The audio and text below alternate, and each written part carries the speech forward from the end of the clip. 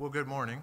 Wonderful to see everyone here this morning as we continue with our study in the Gospel of John. As is our practice, let's begin our time together with prayer. Our Father, we thank you that you have blessed us by calling us into your presence and into being your people. We thank you that you have called each of us from our backgrounds and from our various social positions, and that you pay no attention to any of that, but that you gather us because we believe in you and because we trust in your grace. Would you open our minds and hearts today as we approach your word with humility and with an awareness that we have more to learn. It's through your Son that we pray. Amen. Been looking forward to this week for a long time. This is one of my favorite stories in the Gospel of John, and perhaps in the Bible. Definitely one that will provide a stark contrast with last week's interaction between Jesus and someone who was intrigued by his work and someone who recognized his work as being the work of God. But we're going to see a very different story today, and then we're going to follow that with another story that sometimes gets ignored because it gets tacked on to the end of that chapter. Today we're going to talk about who is Jesus calling into the kingdom. Who does he go after as opposed to who approaches him? And so we're going to begin with the 4th chapter of John, which begins with the words, "Therefore the Lord knew that the Pharisees had heard that Jesus was making and baptizing more disciples than John, although Jesus himself was not baptizing, but his disciples were. He left Judea and went away again into Galilee." So he's going up north, Jerusalem down toward the southern end of what was at that point called Judea. He's going up north to his homeland. Nazareth is up in Galilee. So that's going to be his home stomping grounds. A great number of his apostles are going to come from there. Certainly a large number of his disciples are going to come from up north. This is the Gentile area of Judea. And so people who live in Jerusalem kind of look up north and say, "Ooh, you're from up there, right? Can anything good come out of Nazareth?" So we're going to see some of that today. But on the way to going up north, he's going to go through an area that's called Samaria. Now, we recognize Samaria as the capital city of the northern kingdom when it split off from the southern kingdom after Solomon died and Rehoboam took over. A guy named Jeroboam took 10 of the 12 tribes with him. He formed a new capital city called Samaria, and they had their own form of worship up there. They had two temple replacements, one up north in Dan, the other down in the south in the capital city of Samaria. That became the name then for this area when the northern kingdom was taken away into Assyrian captivity. Very few of those people actually went into captivity. Most of them were just simply killed or relocated into other parts of the Assyrian kingdom. But when that was left basically empty, the Assyrians moved a bunch of people from outside of the Jewish realm in. A lot of intermarriages took place. True Jews looked with question on that. And in fact, that gets addressed quite a bit in Nehemiah. So by the time we get to this story today, and by the time Jesus is in his earthly ministry, there is a several hundred-year period of animosity between Jews and Samaritans. Jews are the real deal. Samaritans worship Yahweh. In fact, they worship Yahweh fairly conservatively. They accept only the Pentateuch, the books of Moses, as true word of God. They're not even prone to quoting the prophets, much less the wisdom books. And so there's a shared religion But the social animosity, the political animosity, they have been at war with each other. Worse yet, they have helped the opponent of whichever one, particularly Samaria, was known for helping anybody who was attacking Judea. And so long political history of animosity, a long economic history of animosity, so hundreds of years. This makes the battle between the North and the South in the United States Civil War look actually pretty tame by comparison. Long history and not very much of it good. So here goes Jesus. He's heading from Jerusalem down south up to Galilee up north. Notice that he is managing his interactions with the powers that be. Okay? The Pharisees, what John will always refer to as the Jews, capital J, not because it's referring to Jewishness, but because it's referring to the power structure that existed at the time, as well as all of the non-power people who nonetheless gave the Jews, and particularly the Pharisees, their power. We're going to see that next week when we get to chapter 5. Decision. Somebody's going to have to make a decision. Do I want to follow Jesus, or do I want to follow the guys who pay my salary and who have the power to cast me out of the synagogue and the temple? So he's managing that interaction. When they see him on their radar screen, and they see in him a potential threat to their power structure, at the beginning of his ministry, he's going to say, let's go to where the heat's not so high and let my disciples gradually develop, get a little more maturity, maybe get them closer to ready for the kinds of things that are going to happen when we go back to Jerusalem. So he's managing the situation. John says he had to go through Samaria. He actually didn't have to go through Samaria. There were alternate routes, but they were quite a bit longer. And it would be sort of like going to Longview from here by means of I-5 or by means of I-205. You can get there either way. 205 is a little longer, so you can kind of draw a correlate to that here as well. The difference between I-5 and I-205 is not significant. The difference between Jesus' route through Samaria, which is real quick, and the Jews' route around Samaria, which is not quick, pretty significant difference. Why would you not want to go through Samaria? Because you didn't want to come in contact with those lousy, terrible Samaritans. The people who we've been fighting with for all these years, those folks who don't really believe like we do, even though they say they worship the same God, those folks who have helped our enemies in the past, I just don't want to have any contact with them.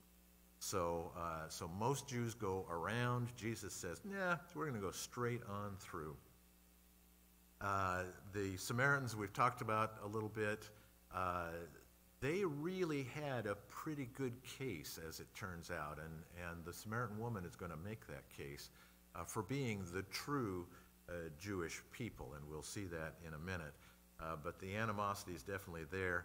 And the background on this little village called Sychar is remarkable as well. It's only mentioned here in the entire Bible, but what is mentioned here that really ties it back to the Old Testament experience is the well that Jacob dug and became kind of a part of the promised land mythology. The land that Jesus is walking through as he goes through Samaria is the land that Abraham, Isaac, and Jacob, and the 12 sons of Jacob walked through. And this would have been familiar territory for them. And think about the history that goes with this. When Jacob has his dream and he sees a ladder up to heaven and angels going up and down, that's right here. That's in this neighborhood. So this is historically significant and biblically significant land that Jesus is going through here. And the story is going to weave itself through that historical and biblical significance. So he meets a woman of Samaria. She shows up at the well that Jesus is resting by. It's the 6th hour, which is roughly high noon. Nobody draws water at the heat of the day unless they're trying to avoid contact with some of their neighbors. They would have gone out early in the morning to draw water first thing. She's waiting till then because she has a checkered past, and we'll get to that in a minute. Jesus initiates contact. Give me a drink. His language there is firm but also social. He's not being demanding. There isn't really a word for please, but it's kind of built into the language. The Samaritan woman deflects the contact. This is significant, I think. She knows that this interaction should not be happening, okay? She knows that she doesn't have status that is equal to Jesus. He's a Jew. She can recognize that. And he's a man. She can recognize that. And both of those are significant reasons why there really shouldn't be any conversation here, much less a request for a drink. And so she says, you know, this really isn't proper. This isn't what should be happening. Are you sure you want to engage like this? And so she says, basically, well, I'm not sure that we want to proceed with this. And then he comes up with this statement about living water in verse 10 of chapter 4.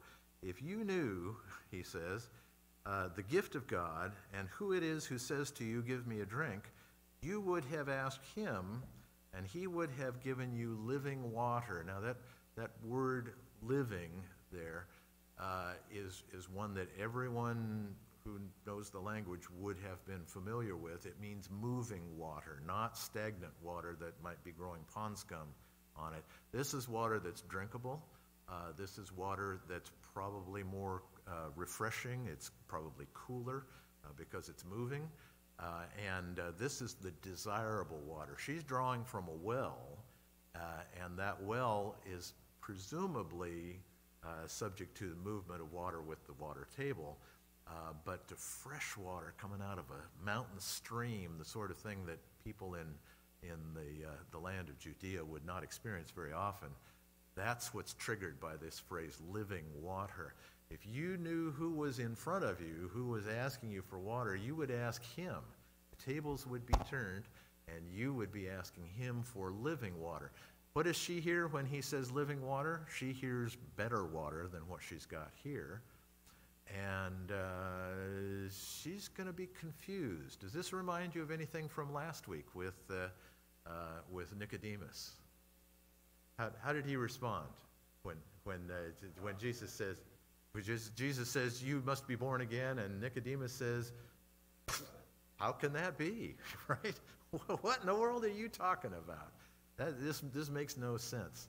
The Samaritan woman is going to give him basically the same response. She's very logical. Verse 11, sir, you have nothing to draw with, and the well is deep. Where then do you get that living water?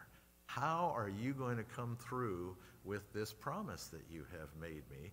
And how are you going to make this work? You don't have any of the tools present, and at the end of the day, all you're going to be drawing from is the same water that I have access to already. So she's being logical. She's hearing what anyone else would hear out of that. And once again, we have Jesus making a statement that's intended to kind of rock you back on your heels, kind of throw you a little bit off balance, and force, hopefully, some thought process. Nicodemus didn't work all that well. How's it going to work with the woman at the well? Ben, go ahead. Mm-hmm.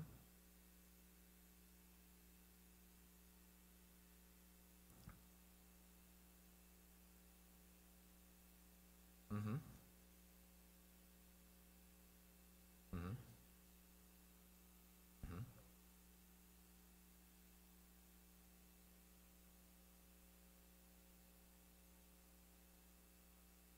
Mm-hmm.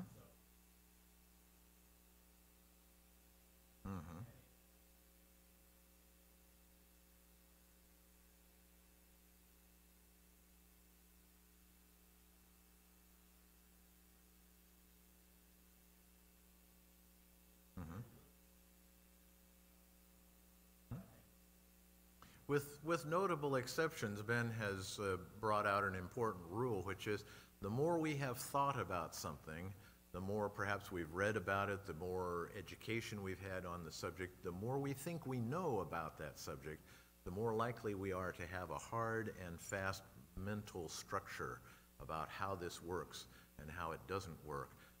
Fascinating stories about physicists back at the turn of the 20th century who were just beginning to see cracks in Newtonian physics, and it gave them all headaches, and some of them write notes in their diary about what a terrible thing this is to have to start thinking about quantum physics, where things don't behave the way they're supposed to behave because Isaac Newton said that's how they're supposed to behave, and I believed it, and it's been believed for the last, 4 centuries, and now all of a sudden we're seeing things that violate those rules, things that don't work the way they're supposed to.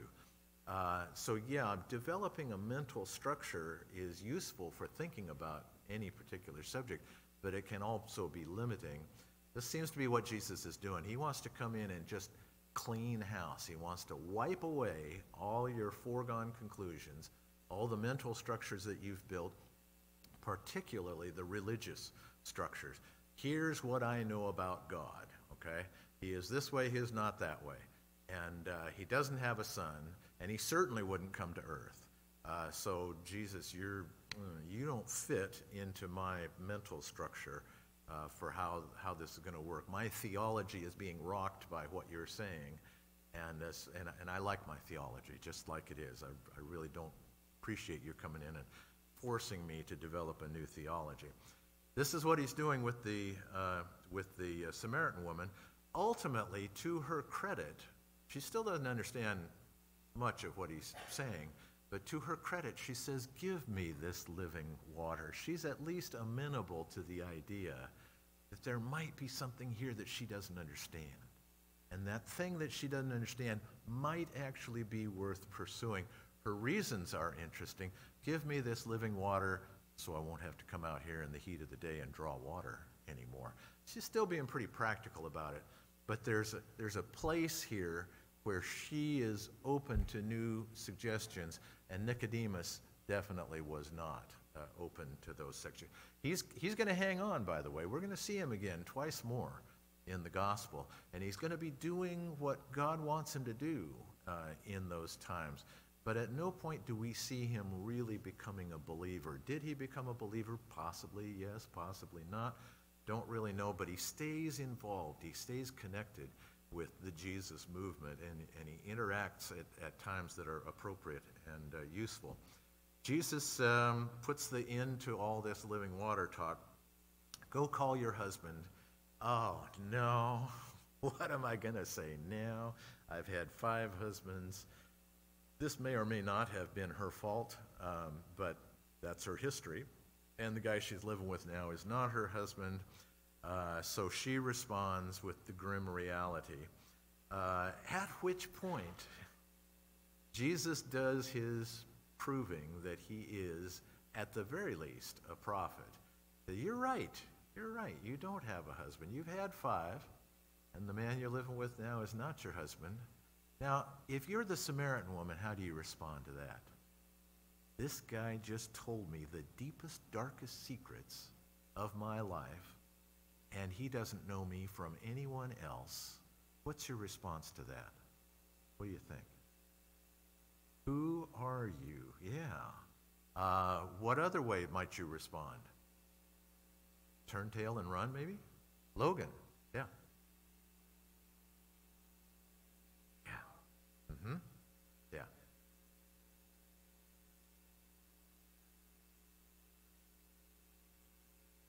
Exactly.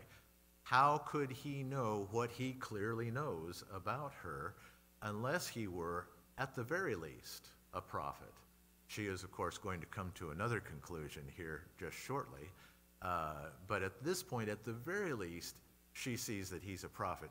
Does that mean that most people, having recognized the skills of a prophet to see things that they should not ordinarily be able to see, does that mean that she wants to stay and interact with him? Got a comment up here? Yes, Art. Yes.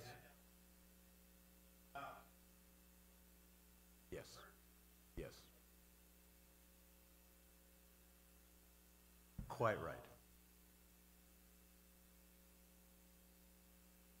Quite right. Yeah, Art's observation is Jesus has already developed a relationship with her in this short period of time with just these few interactions.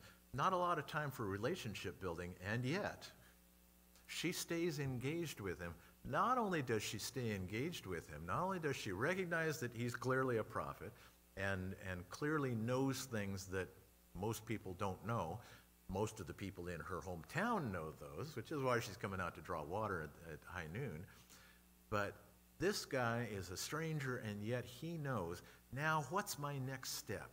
Okay, as Art has observed, she wants to stay and interact. But notice what the very next thing is that she does. She proposes a theological issue to him. If you're a prophet, then tell me this. And she goes straight to the issue of Samaritan worship versus Jewish worship. And she says, you guys think that Jerusalem is a place to worship.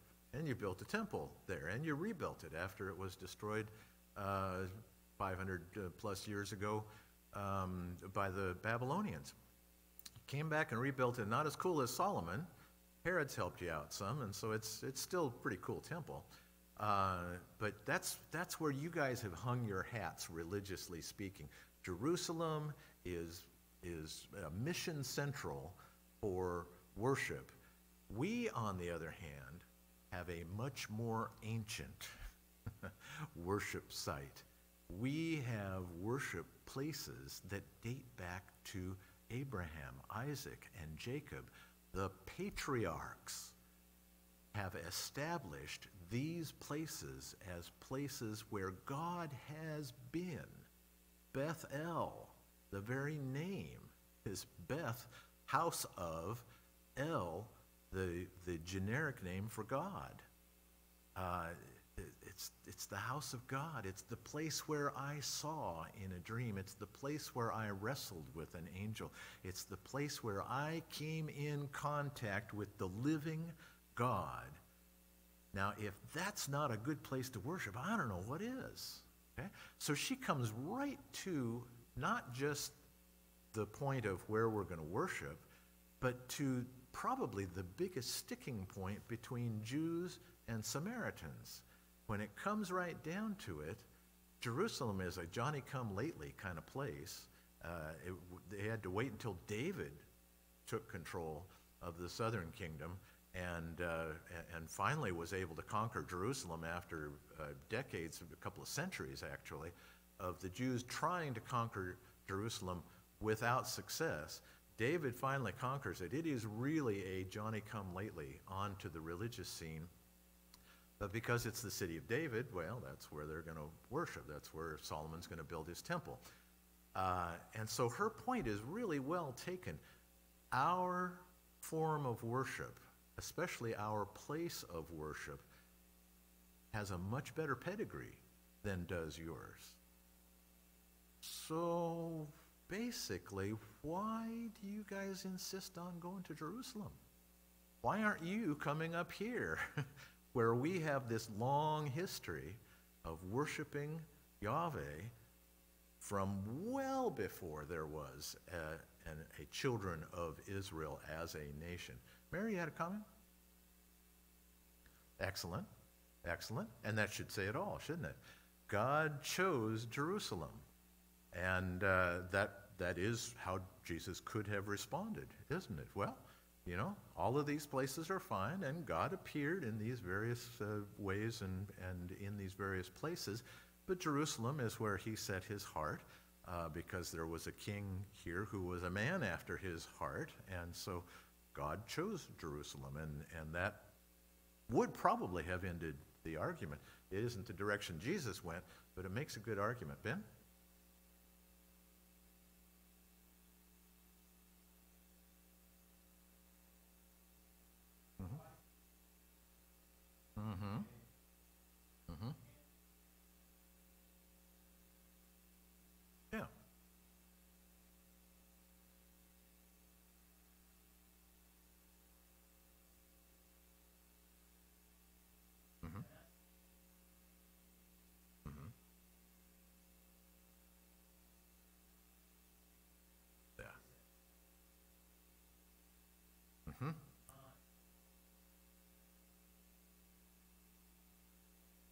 Yes, yeah.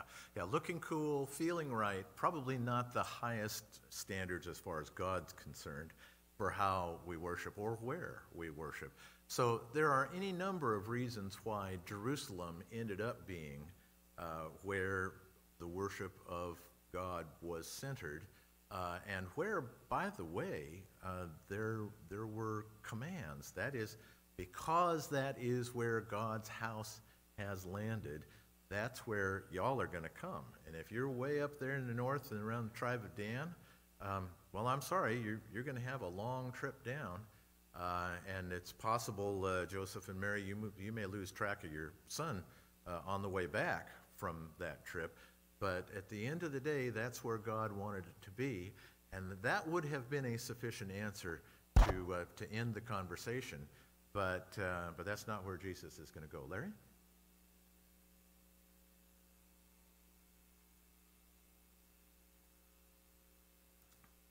Yes, indeed. Yeah. In fact, the very next point is none of the above. Yeah. So often, Jesus is going to come into this ministry, and John tells these stories at least as well. I have to admit it, John's my favorite of the four Gospels. When tasked with teaching people who don't have any religious background what's in the Bible, start with the first 3 chapters of Genesis. God created it, and here's how it was designed to be. Go to the 3rd chapter, here's how we went wrong and why we're in trouble, and then jump immediately to John, who provides the framework by which we can understand everything that comes before and everything that's going to happen after. Jesus in John invariably takes whoever he's talking to, shakes up their world, kind of rocks them back on their heels. Wait, I've never thought about that before. And then says, no matter what you believe, you have to change. There's something in your structure. I don't care if you're Jewish or Samaritan. In this case, there's something in your structure that you're thinking incorrectly about. And I'm here to help you think in a different way, to help you see things from God's perspective instead of seeing them from hundreds of years of history perspective and all of the accretions that come from that, all the things that, well, this worked great for great-grandpa, so therefore it works just fine for me.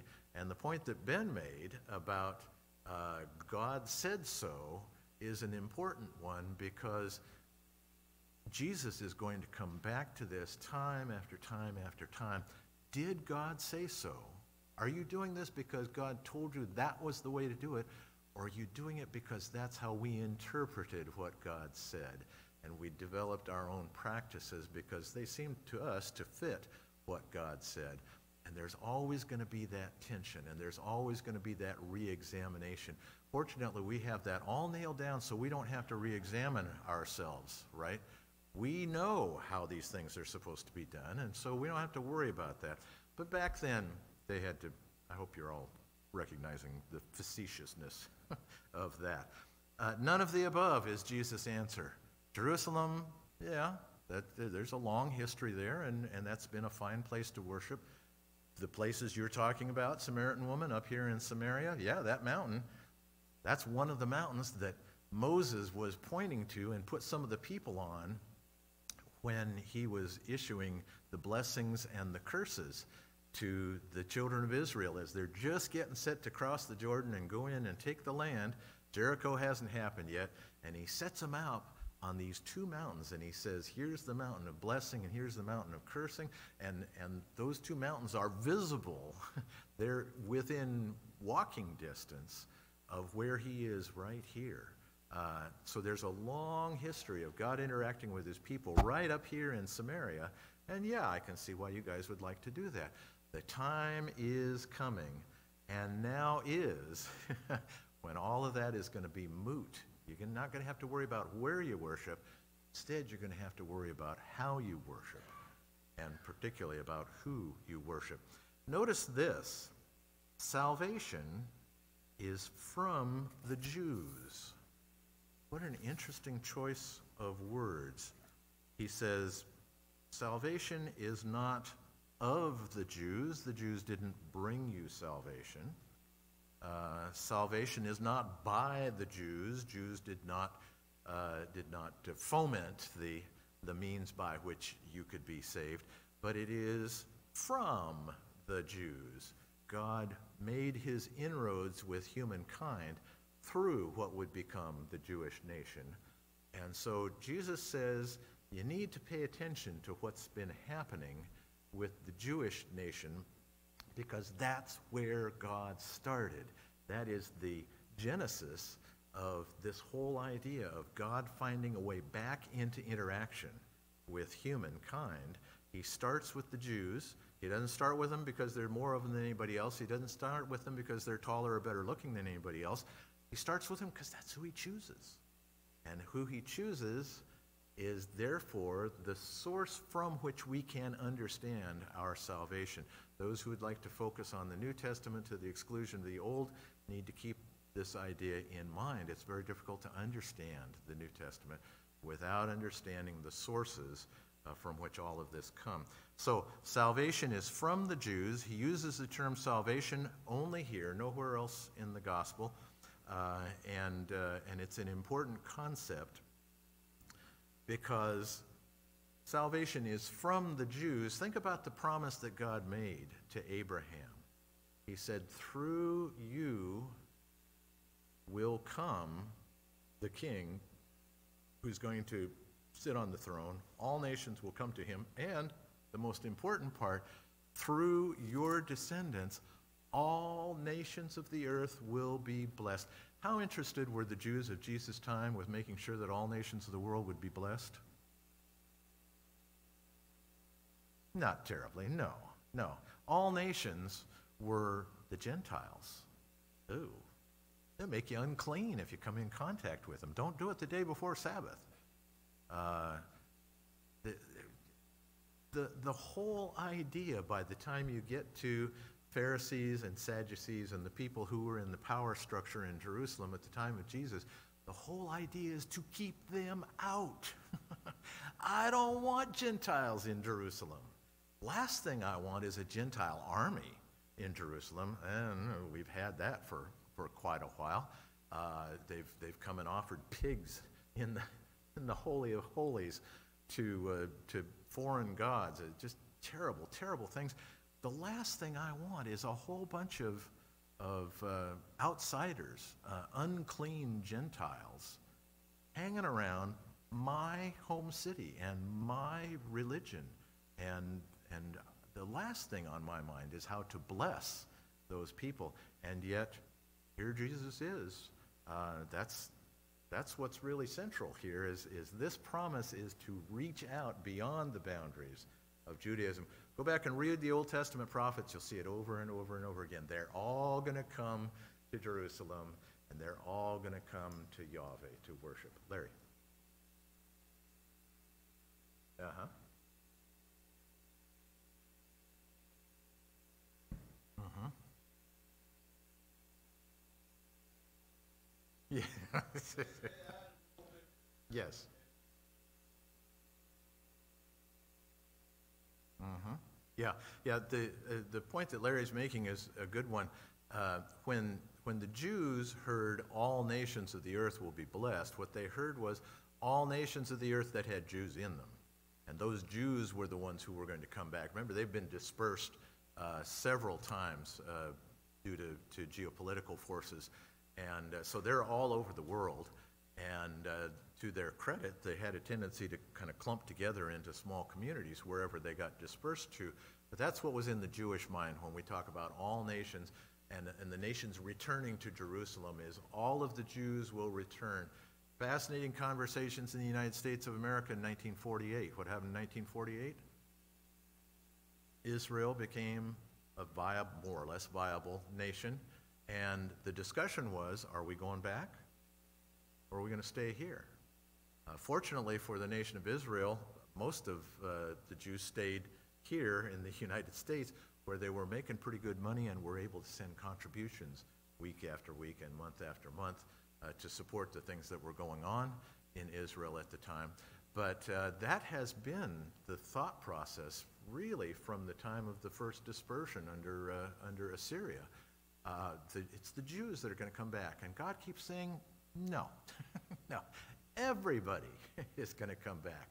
We're going to be in the Revelation this morning from the sermon. Every knee will bow and every tongue will confess. Everyone on earth, if you're not branded with the number of the beast, you're going to bow the knee and you're going to confess the name. And you're going to do so in the presence of a great multitude. So this is good revelation theology. It's just revelation, hasn't been written yet.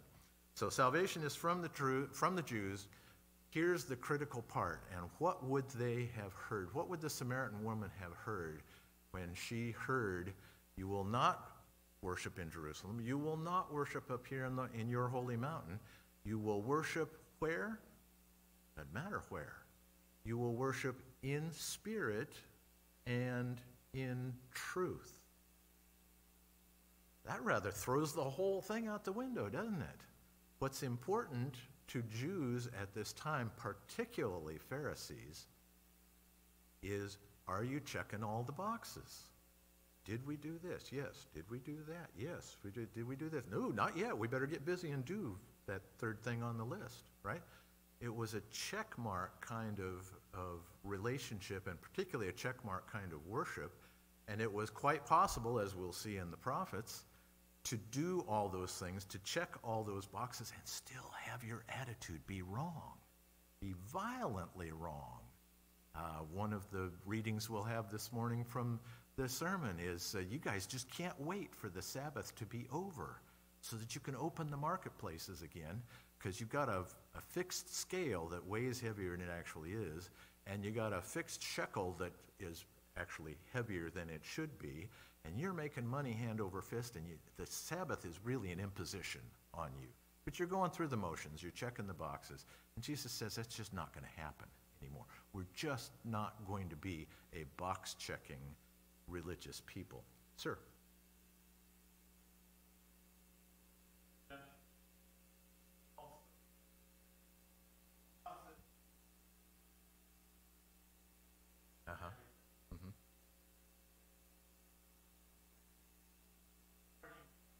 Yes.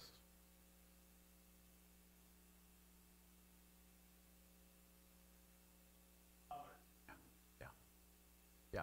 Clearly. Absolutely. Yeah. What Art is saying here is critical to understanding this story, and particularly to understand the Samaritan woman's response to what Jesus said. Did she understand what it means to worship in spirit and truth?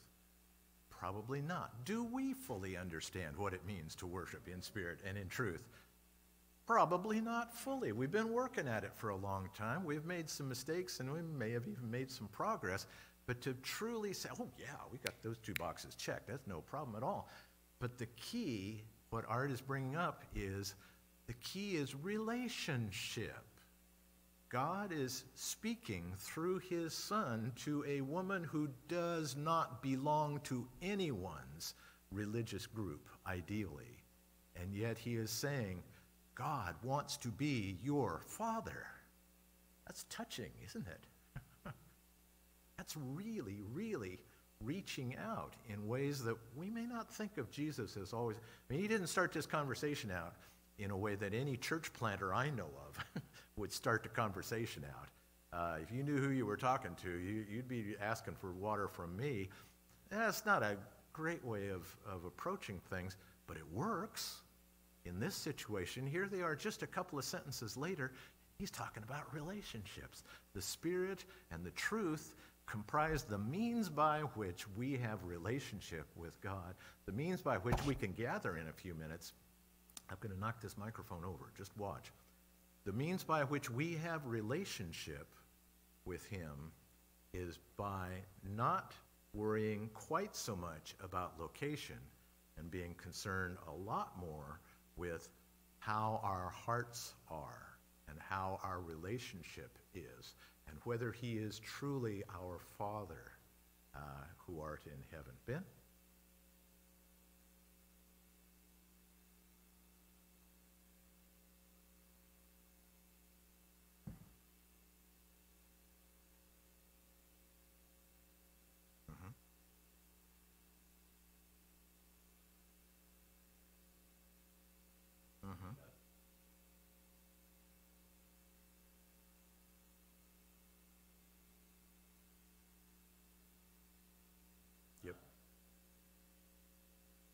Absolutely. Absolutely. Mhm.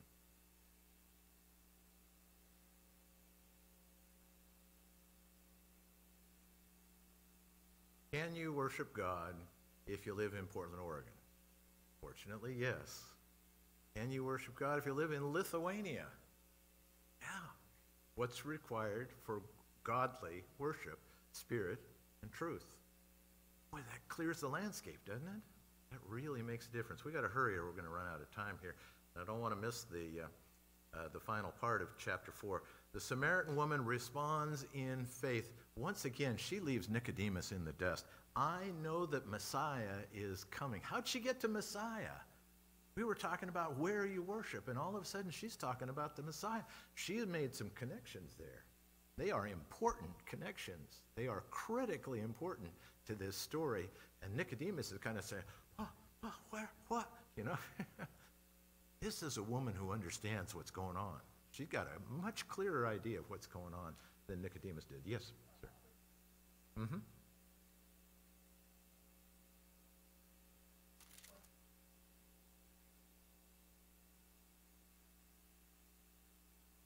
Yes.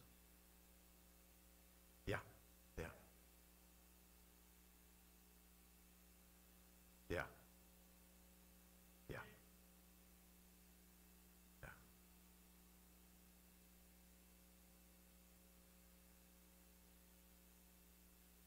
Yeah. Yeah. Absolutely. The point that's being made is really important. She gets it immediately.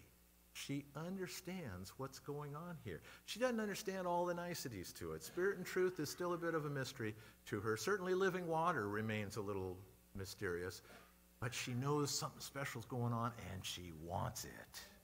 Yeah, that's exactly right. Okay, so I know that Messiah is going a huge jump. Yeah, Logan, go. Mm-hmm.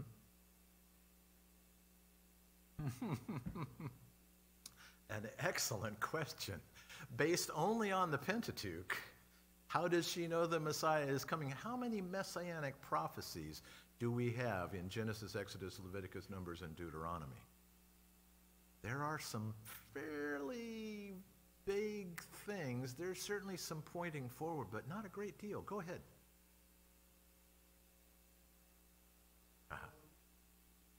Absolutely.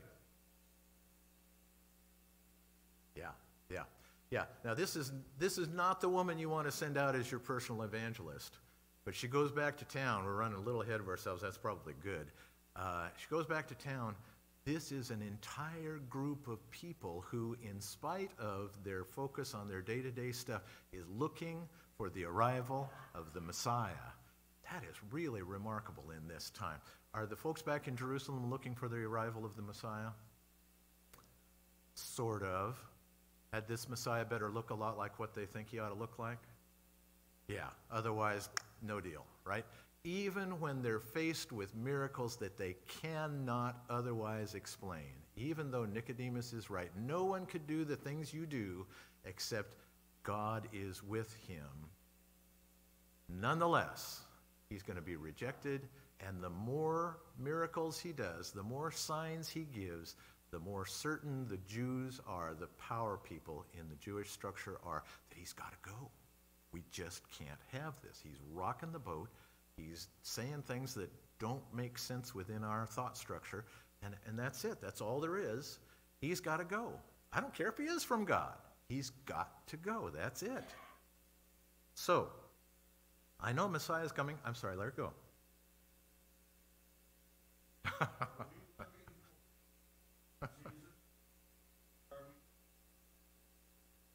We're going to talk about that this morning. A spoiler alert, we are going to finish the readings this morning, even though if you're on schedule for your reading, you haven't read 21 and 22 of Revelation yet. And the Revelation ends with a little chunk of Aramaic.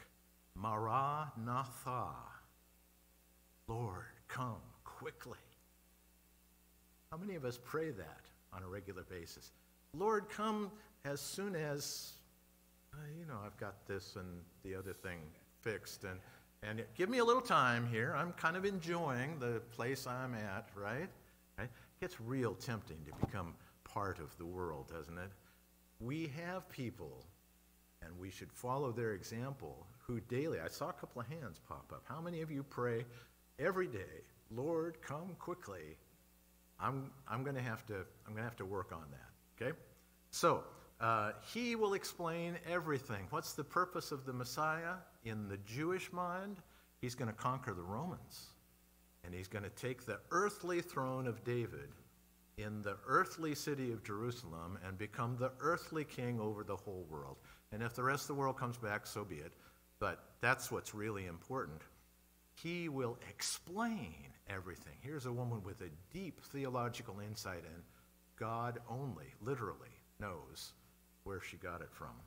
Samaritan woman's faith connects new concepts with the Messiah. She is open to a new way of thinking about things because her foundation is in this wonderful place where she knows God is in control. She knows God has a plan.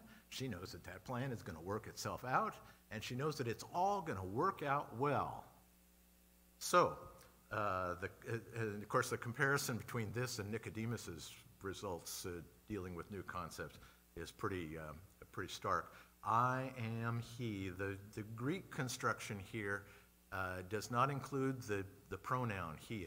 He just says I am, which of course sounds vaguely familiar, doesn't it? Who shall I say sent me? And God says to Moses, I am who I am. Tell him I am sent you. That's what Jesus is saying to her. I am. The disciples return. They're immediately confused. Oh, what's going on? You know, we leave you for 10 minutes to run down to the 7-Eleven, pick up some snacks. Oh, you're talking to a woman. She's a Samaritan. What in the world's going on? Okay? And they're confused. That seems to be, I draw some comfort from this, folks. The time that I spend confused, I say, hey, his disciples weren't any better. So, Nicodemus and Jesus' disciples share the same confusion.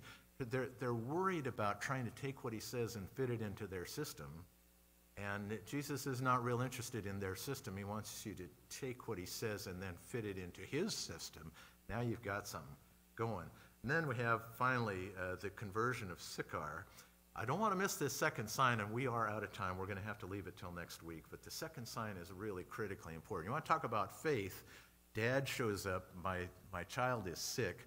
Jesus says, go back home. He's healed. You got a faith problem there, don't you? Is he really healed? Should you go back? Should you try somebody else? This guy, I was expecting something that I could kind of grasp in a concrete way. Now, that's gone. Thank you for your attention. We've run a little over, and I apologize for that.